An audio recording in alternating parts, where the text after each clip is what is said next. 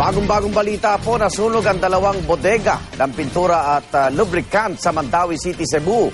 Kinailangan lumikas sa mga nakatira malapit sa mga bodega dahil sa tindi po na sunog na dulot ng mga kemikal.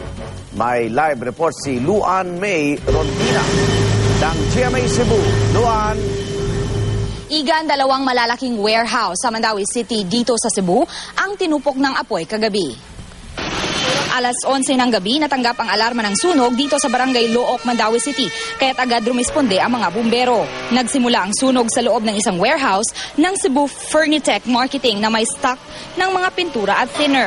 Dahil sa laki ng sunog, nabahala na rin ang mga residente na malapit sa warehouse, kaya't agad silang nagsilikas sa ligtas na lugar, dala ang kanilang mga gamit. Pero mas lumaki pa ang sunog at nadamay na rin ang isa pang katabing warehouse na mga lubricant ng sasakyan na pagmamayari ng Airlift Asia. Dahil sa laki ng apoy, agad inakyat sa Task Force Alpha ang sunog o General Alarm.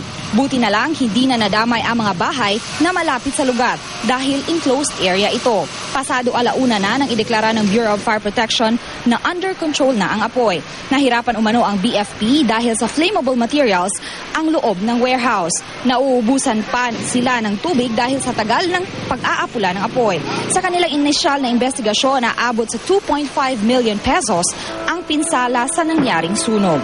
Igan, sa ngayon patuloy pa ang investigasyon sa sanhi ng sunog. Igan? Maraming salamat, Luan May Rondina ng GMA Cebu.